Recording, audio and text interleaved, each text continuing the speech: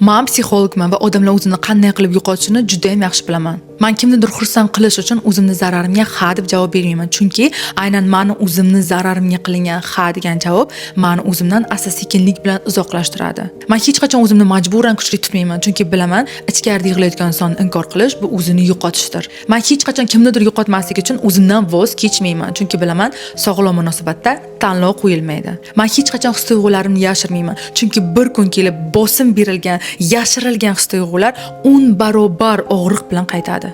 Va eng og'irli haqiqat, ko'pchilik insonlar boshqalarga yoqish uchun o'zidan asta-sekinlik bilan voz kechadi. Va itogi oxirida pul yo'q, ichki xotirjamlik yo'q, munosabatlar charchatadi, vaqt bo'lsa yetishmaydi. Bu aslida haqiqiy hayotda yashash emas, bu aynan yashab qolish rejimida mavjud bo'lishdir.